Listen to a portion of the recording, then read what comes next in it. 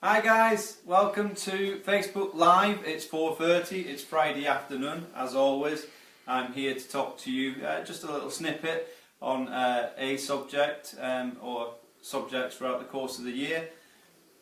As I speak, feel free to leave comments. As I said, it is a live interactive session, so I will take your questions and answers. If you can't answer whatever you want to comment, or if I can't answer you today, I will get back to you from the comment sections that you leave throughout the course or remainder of time, if you like.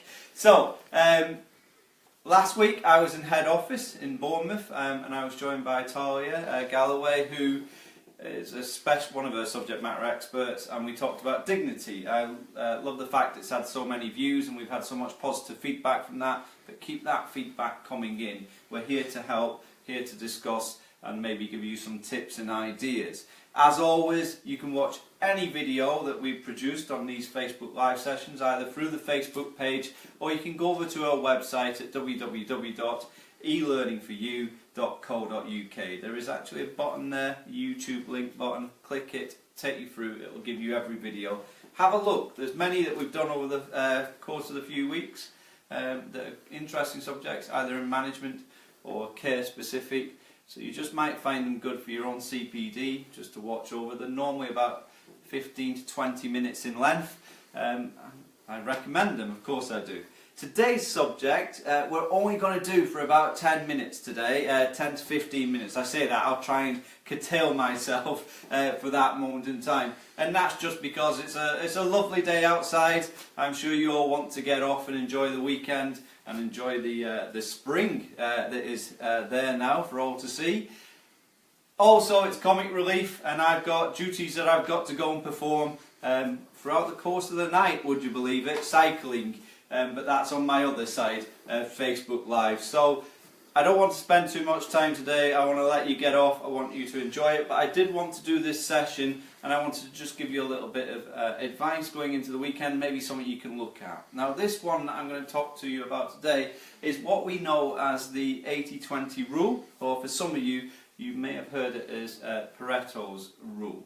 And basically what it is looking at the structure of your business. So this one applies sometimes to managers, it applies to CEOs, to MDs. It's a real good management tool when we talk about efficiency drives or when we talk about time management and things like that. But people can apply this to normal life, so average individual at home can apply this as well, and it will help. It makes us more productive when we apply this rule. Now, I've worked with many businesses and I've incorporated this rule into those businesses, and we've found that productively they've scaled up, they've got better.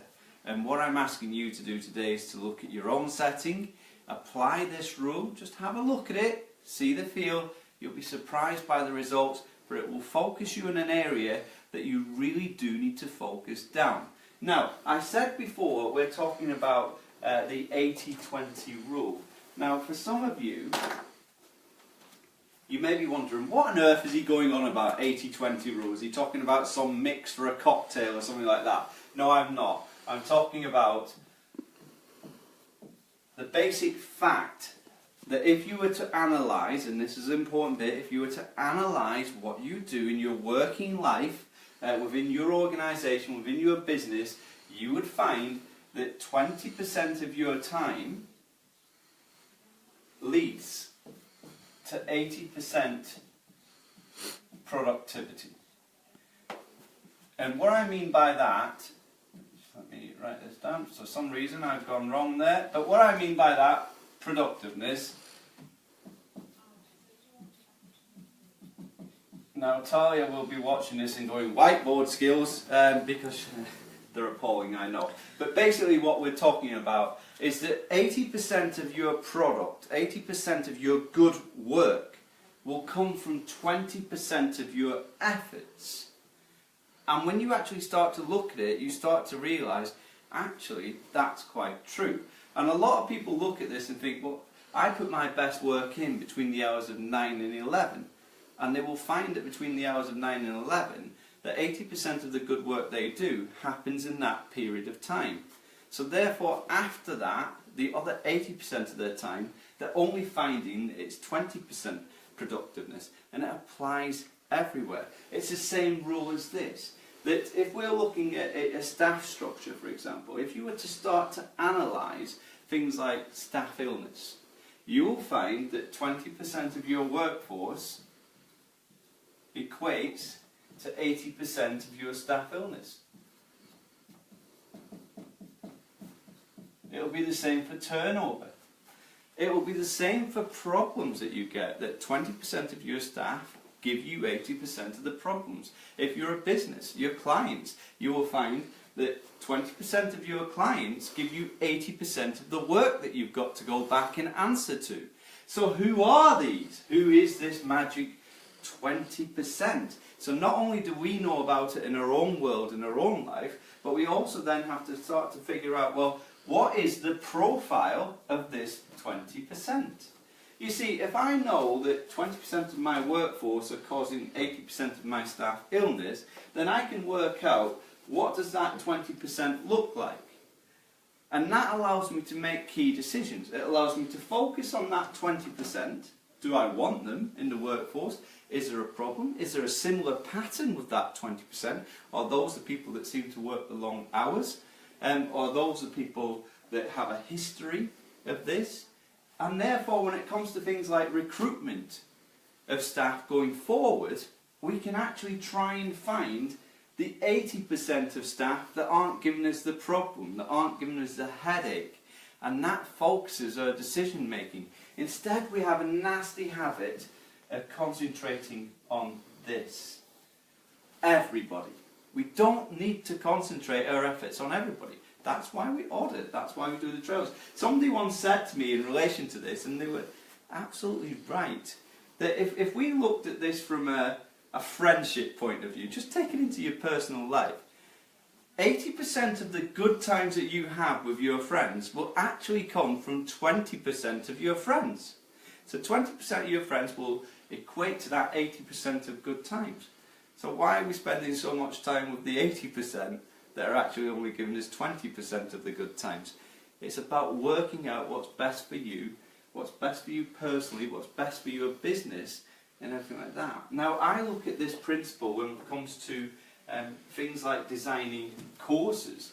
You see, we know that from our own courses, from our own business, our product, that 20% of our courses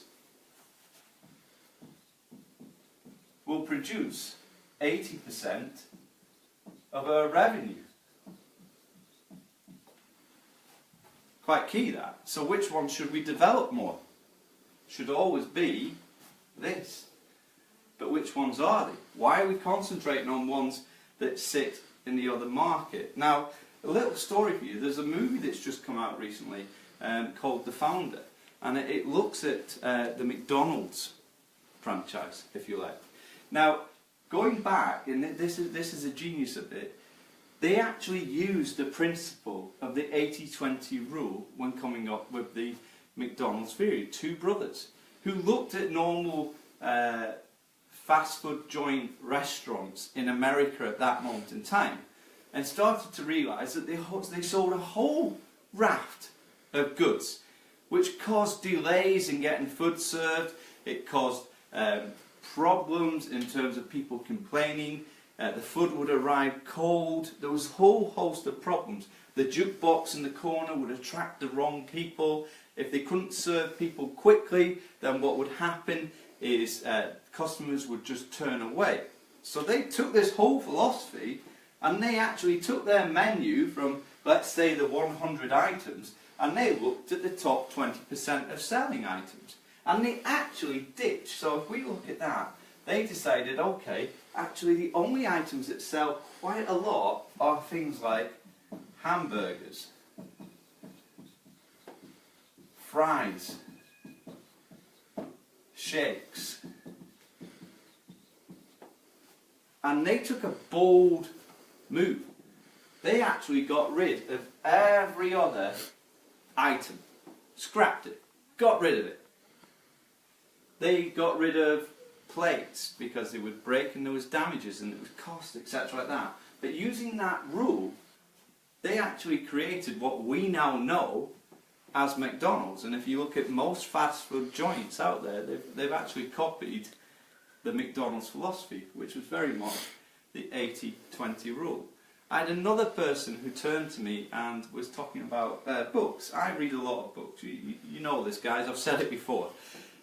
The books that I read normally are business related, so it's about, you know, there's a good book that I'm reading at the moment called How to Have a Good Day. It's a good read. It's worth it. But what was said to me was, when we read books, actually, within a book, 20% of the book gives you 80% of the content you need. The rest is actually just bulk made up. So under that basis, why would you ever read a book from front cover to back cover unless you were doing it for pleasure? Why would you do it? You wouldn't. You actually want to try and find the 20% because that's going to save you time and you don't have to read the whole book. And therefore you are concentrating your efforts in the one area. And that's what the 80-20 rule is actually looking at. So I want you for the weekend to actually, you know, just think about this 80-20 rule.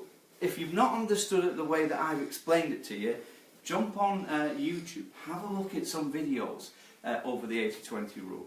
Think about your own business, think about those staff, think about the retention, the recruitment, think about your productivity lines when it comes to it.